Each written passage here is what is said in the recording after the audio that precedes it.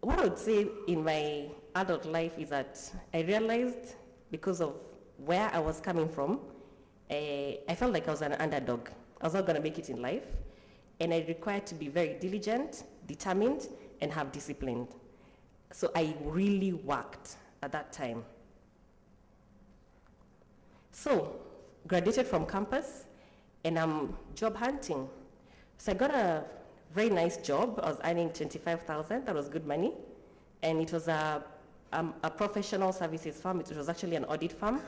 I was only there for 6 months, so it's not on my CV, if you have to look for it. But what I realized was that there were two kinds of people who were recruited to work for that audit firm. There were those people who had done CPAs, and they went to be auditors and all that. And there were us, so I think there were 4 of us, who had done a Bachelor of Education and were being recruited to be personal assistants to the partners there. And I remember going to work, and the first day, induction, day number 1, we were told, do not think that you will cross to audit or tax. This is your career. Even if you do not think that because if you go to school, you'll be able to cross and become an accountant, this is a career path you've chosen. You will become a personal assistant, and we were shown a long line of personal assistants that had been in the business for over 15 years. So I was like, okay, food for thought, 25,000 is not bad money. So I decided to work. So imagine every morning we would walk through the reception, and the people in my class, maybe if I was in class with somebody who had done a Bachelor of Education degree, but did a CPA, had a CPA qualification, they basically would go through the same entrance, but then they're on their way up to a professional career. For me, I was going down the other way to be a personal assistant for the rest of my life. That's how life was. So at that point, I thought to myself, I said, you know what? I'm in trouble again. How could I have gone to campus? And I mean, with no offense to anyone who's a personal assistant, but this is my story. How could I have gone to campus, gone to the same class with these guys, because some education courses were shared. We hustled together in campus, and then somebody tells me that I cannot make it. No, I'm sorry. I disagree with that. I am going to fight in this jungle. So what I decided to do was to look for an opportunity. It did not matter whether the opportunity had money. I was going to look for an opportunity that would change my career. So the first thing I did was that I signed up and started doing what you call, they were called CPS. I think the course is still there, Certified Public Secretary. But with that, you do a bit of, some of the papers I sat for were financial management, tax, law, and so on. So I decided to do that to kind of put a business angle to my degree, and I started that course.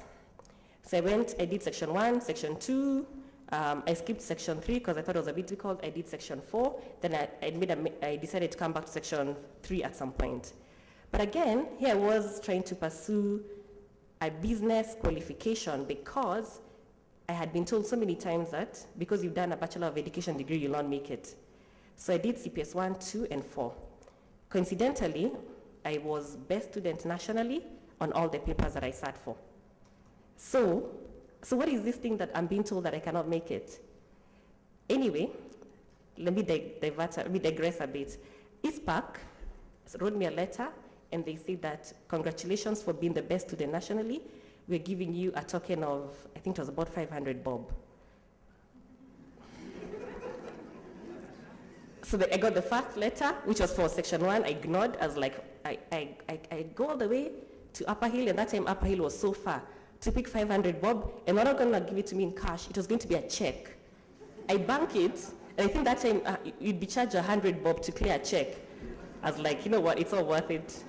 So the second time I got a check, I got the award, I got a check again of 500. I said, I'm not going to pick it up. In fact, they were not even posting it. They wanted me to pick it up. So I said, to hell, I'm not picking it up. So the third time I got an award, I got a call. I think he was the CEO of ISPAC then, I can't remember his name. And he asked me, why aren't you picking your checks? So I told him, with due respect, the letter is enough for me to get recognized. I don't even need to pick the cash because I have a letter signed by you saying congratulations, you're the best student nationally. I don't need the money. Anyway, cutting the long story short, the value of my award was changed from 1,500 for the 3 papers to 7,500, and I took a bus and I went to Upper Hill. I picked my check and I banked it, and after that I did my hair, I bought clothes, you know, what a young person could do. So that's me. I always negotiate for something better. Anyway, so at that point I decided, you know what, I'm going to look for an opportunity where I could get some experience rather than pursuing money. So what did I do? I had a friend who used to work for a company called SBO Research, and she used to tell me there's so many people from campus who come here, we give them jobs, why don't you try it out? So I told my parents I was quitting my job and I needed them to subsidize my lifestyle, and they said fine. And I used to work at the supermarket and also work at SBO Research, and I worked there for 9 months. I was a field interviewer. So when I say that we go to the field, I know what it means to go to the field as a researcher. Then over and above that, what happens as a field interviewer, you do field work for 3 or 4 days. When the project is over, you have some time where you're not busy, and then you wait to be called again. What I did was that when I was free, I requested that I volunteer at SBO Research and work for a small fee. And I used to be paid 250 Kenya shillings per day. So if I worked for 10 days, I would get 2,500. If I worked at the supermarket for 10 days, I would get 10,000. But I decided this is a career this was more interesting, and I worked there for a small fee. But one of the key things that was an advantage for me is that I take very good notes, handwritten. And when we used to have what you call focus group discussions, my role was to take notes, and then the notes would be given to the typist, and the typist would type them, and then they would be given to the people writing the report. But the people writing the report realized that my handwriting was so good, they didn't have to wait for the stuff to be typed. They would actually be able to write a report using my notes. So I got a lot of that. I used to take a lot of notes. Then at one point, I was assigned to work with the managing director of SBO Research then. She was doing a very sensitive study. It was a study with, it was an employee satisfaction study, but the study required that focus groups were done with staff, and the staff members refused to be recorded. Meaning that once the group was over, there was no way of coming to recheck what the respondents had said. So they had to look for somebody who could take good notes. So if you take good notes, it's a very good skill. So I used to take notes, I would write them, and then I would give them to her, and then she'd write the report. So at some point I asked her, could I please help you write the report? Okay, she said, fine, you give it a try. And I really did my best. And when I gave her my first version of the summary for a group, she was impressed, and I was co-opted to work with her in the report writing. However, my salary did not increase because my notes were better, or my task had changed. I was still earning 250 Kenya shillings, not for note taking, but for writing summaries and report writing. But I did not complain. For me, I was desperate. Please remember that in my mind, I'm thinking of the jungle, 1,000 education students. How many people graduated with BCom? Engineering, there was nobody who was going to survive. So I said, you know what? I don't give a damn, I will take the 250. And we wrote the report, and we wrote the report.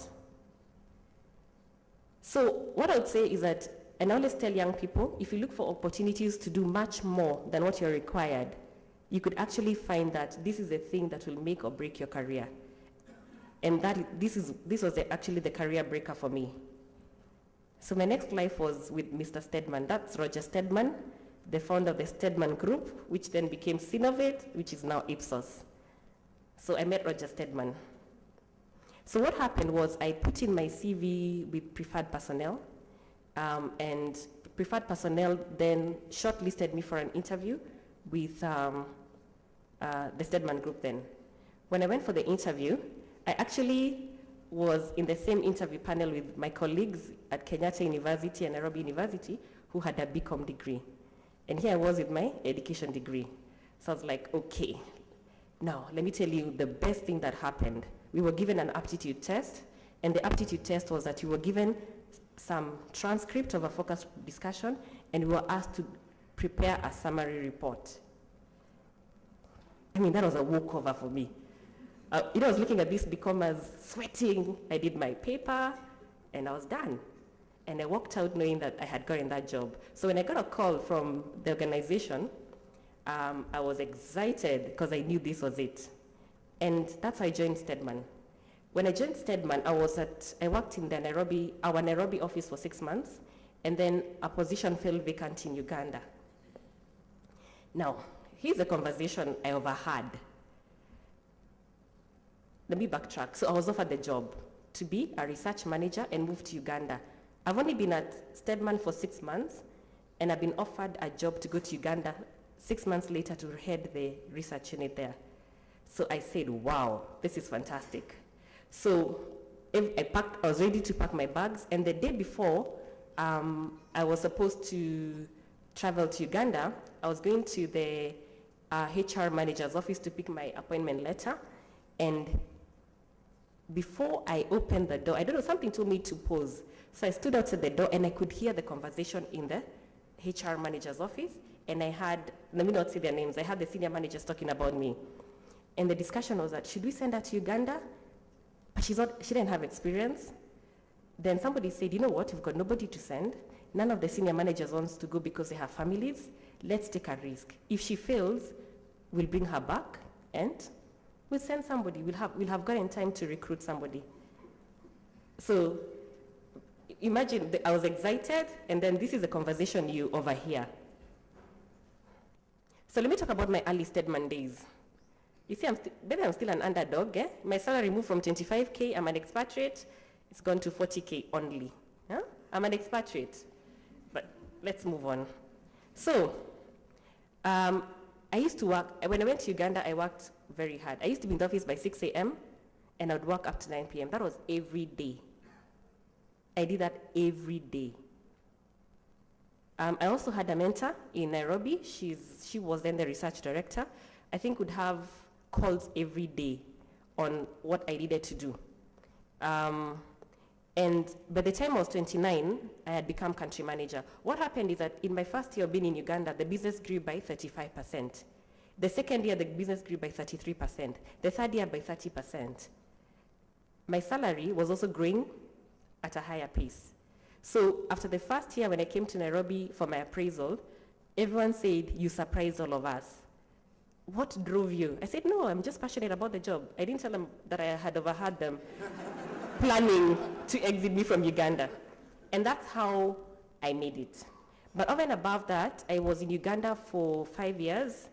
For those who know Uganda, it's a very small village. In the morning, you have a meeting with the client in the morning. You go for lunch at a restaurant, you meet the same client. You go to the supermarket before you go home to buy milk and bread, you meet the same client. I mean, it's a very small community. On Saturday and Sunday, when you're going to church or parties, you still meet the same people. So I felt it was a very small environment. And I then decided to identify people that I was going to train, and I decided I was going to get myself out of this job. So I trained somebody or people who were able to take up my job, and at some point I called my boss in Nairobi and I told him, you know what, I'm done with Uganda and I want to come back. And my boss said, sorry, I don't have a job for you. So I said, okay, fine, I've done my part here. In 6 months, if you don't have somebody here, I'm actually quitting. I'm going to come to Nairobi and I'm going to hustle. I've done it before. Anyway, they got me a job in Nairobi, and I came to Nairobi. So I think if you decide failure is not an option for you, then you will succeed. For me, one of the things I say, failure is not in my vocabulary. If people say I cannot make it, that is enough to motivate me to make it. And hard work. Honestly, if I wish I could work as hard as I did then in 1999, 2000, I think I would be a millionaire. But I think age has caught up with me.